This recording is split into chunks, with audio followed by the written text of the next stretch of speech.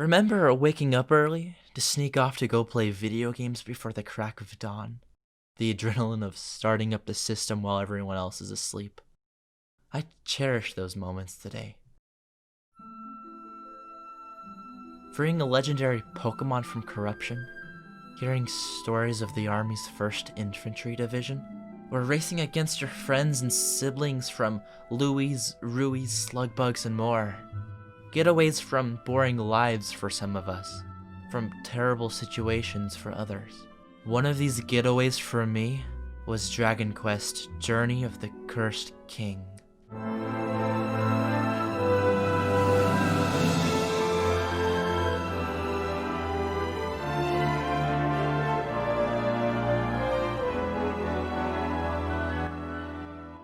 At the time of making this video, I was really sick and I couldn't talk a whole lot, so I thought it would be fun to share one of my favorite games with you.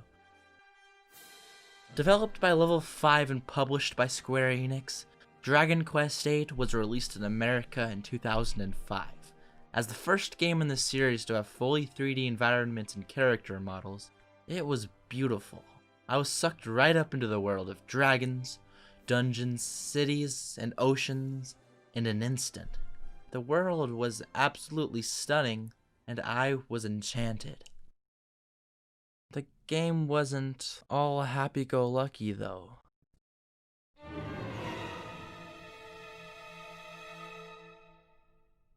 The adventure begins after Dalmagus, a weak magician-like jester, steals the scepter and curses the castle, turning all of its inhabitants into grotesque, vine-like statue things.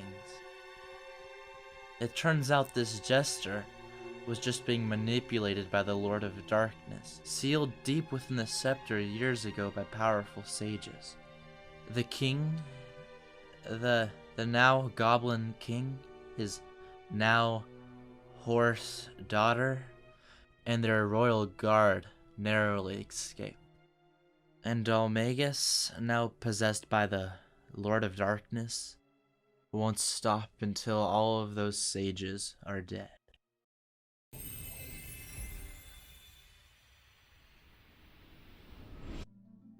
We come across many unique and wonderful settings, villains, and characters in our journey to save the world and break the curse laid down by Rapthor, the Lord of Darkness. Which brings us to the characters. Hero is what you would call a silent protagonist. Despite this, he's full of character and is very likable. You don't want to get on my wrong side. Take it easy, you guys. What are you, a couple of cavemen?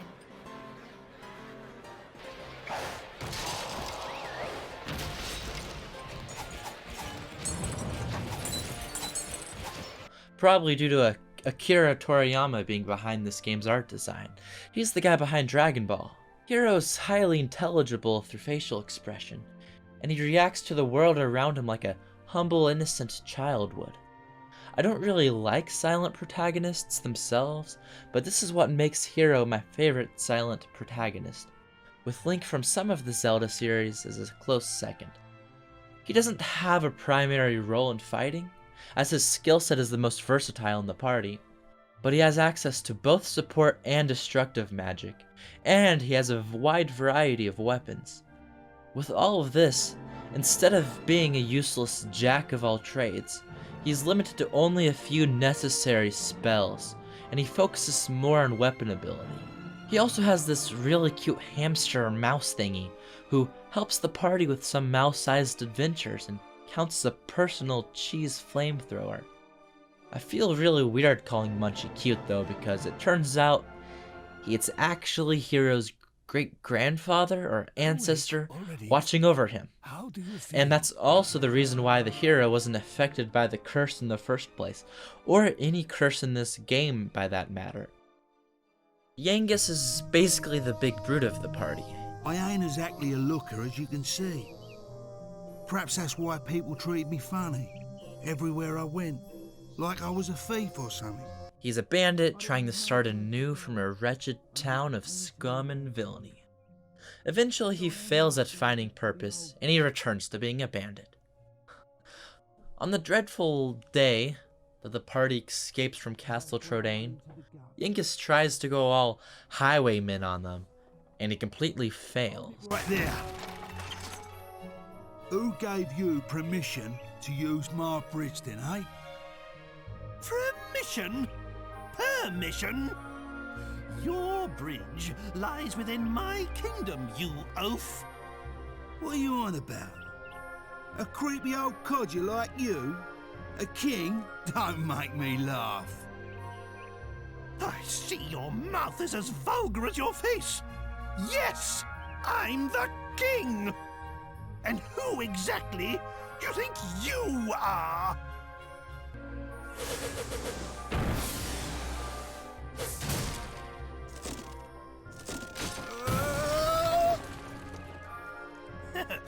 Now, my boy, now's our chance to cross.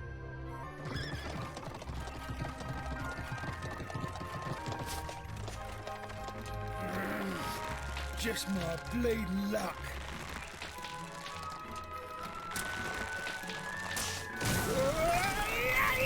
Because of the hero's friendliness, though, Yengus decides that helping the party break their curse will be his new purpose. It's only a matter of time before the party comes across more victims of Dalmagus.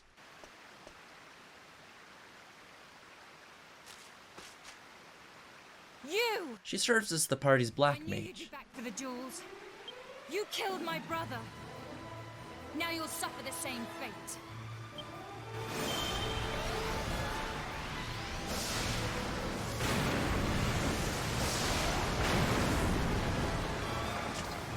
You're fast. I guess thieves need to be quick on their toes. But you won't get away from me this time. Prepare to die!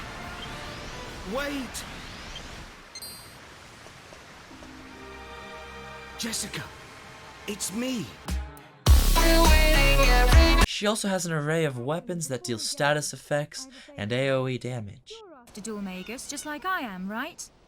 We're fighting for the same reasons. So I was thinking, why don't we do this together? I haven't been studying magic for long, but I still have a lot to offer. What do you say? I've got a great feeling about this. Thanks, guys. Knives, whips, staves, and ballistas. No, really.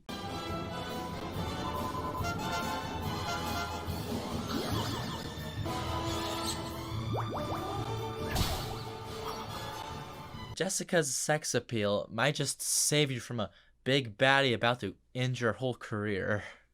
That leaves us with Angelo as the healer.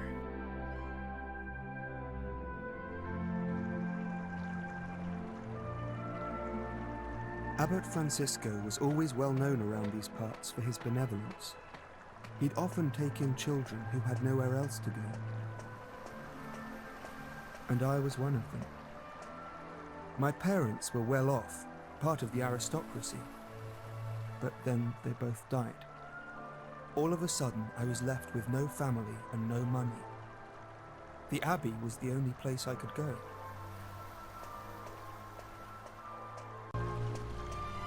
You're new here, aren't you? Are you here to join the brothers? Have you come all on your own? Oh, you must be exhausted. Where are your things? Is that all you've got? My mummy and daddy died, so I don't have many things, and I don't have anywhere else to go. You sound a lot like me. But there's no need to worry. Abbot Francisco and all of us will be your family from now on. But... Let's go and find the abbot. Come on now, don't cry. Why don't you tell me your name?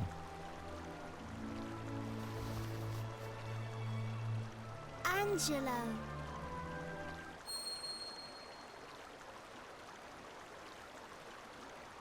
You! So you're Angelo. Leave. I want you to leave. Leave and never come back. I don't ever want to see you again. So you're intent on ruining this life for me as well, are you?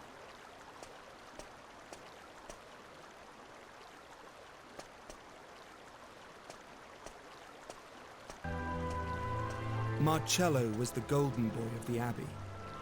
He studied hard and had a bright future ahead of him. But when it came to me, his attitude wasn't so positive. I'm so sorry, child. I'm sad to say I heard that little exchange. It's so unlike Marcello to act like that. I just don't understand. Ah, I see. I always knew he had a half-brother. That's you, isn't it? You're Angelo. Well, they say time heals all wounds. Let's hope your living here will make everything all right. Now, come along with me. From today onwards, this will be your home. Why don't I introduce you to everyone? Not long after that, I heard the full story for the first time.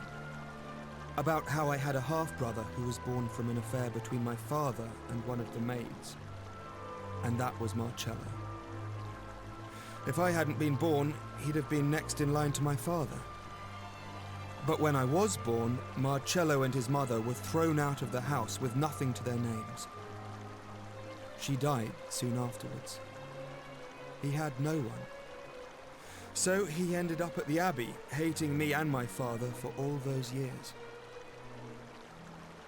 After having the only person to ever believe in him murdered, he joins the party to avenge the death of this Abbot Francisco.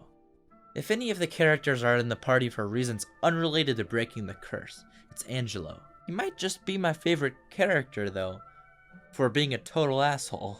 Because sometimes it's good to have that mix of character. He's about as well-rounded as the hero, only he has access to the game's best and most powerful support spells. Keeping Angelo alive is often the difference between this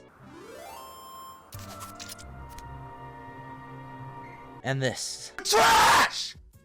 Fix the game! Angelo's special ability is charisma. With just a facial expression, he can destroy, well, he can mentally damage a group of enemies.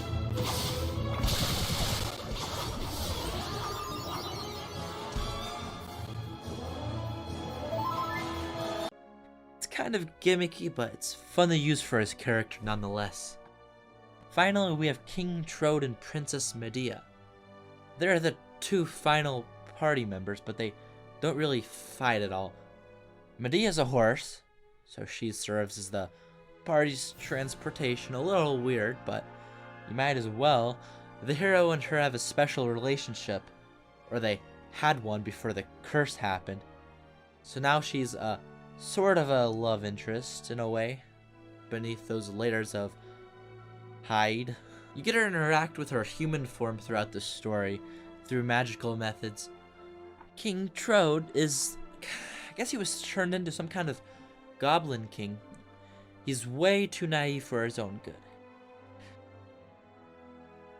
He has a huge wake-up call when he's forced outside his domain after Dalmagus destroys it, and the people he meets aren't exactly the way he imagined.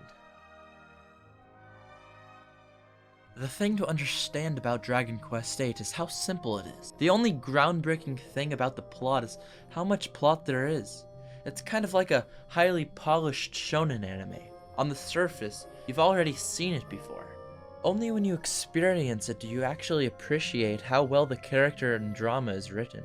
Couple that with satisfying gameplay, gorgeous art direction, and one of the best soundtracks ever, Dragon Quest Journey of the Cursed King will always have a special place in my heart.